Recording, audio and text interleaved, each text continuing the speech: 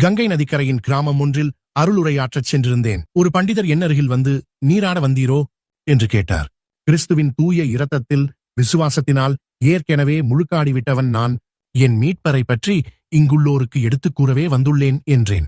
இதைக் கேட்டதும் வியப்புற்று என் முகத்துடன் என்னை இறுகத் தழுவி, ஐயா, இதற்காகவே நானும் வந்திருக்கிறேன் என்று அவர் கூறியபோது பெரிதும் வியப்புற்றேன். இதை பார்த்த அநேகர் எங்களை நெருங்கி வந்தனர். நாங்கள் இருவரும் நற்செய்தி அவர்களுக்கு கூற அவர்கள் கவனமாய்க் கேட்டனர். அப்பொழுது அவர்களில் ஒருவர், கிறிஸ்து என்பவர் கிருஷ்ணனுக்கோ அல்லது வேறொரு தெய்வத்துக்கோ சமமான அவதார மனிதனா என்று கேட்டார். அதற்கு அப்பண்டிதர் சமஸ்கிருத சுலோகங்கள் சிலவற்றை உச்சரித்தவாறு, நாங்கள் கிருஷ்ணனை பற்றி பிரசங்கிக்கவில்லை. கிறிஸ்துவை பாவமே புரிந்திராத பரிசுத்த அவதாரனை சாஸ்திரங்களில் வாக்குத்தத்தம் பண்ணப்பட்டுள்ள புண்ணிய கர்த்தனை அறிக்கையிடுகிறோம். கிருஷ்ணன் பாவிகளை இரட்சிக்க வரவில்லை, துன்மார்க்கனை அழிக்க வந்தான். ஆனால் கிறிஸ்துவோ பாவிகளை மீட்கும் பரமநேசனாக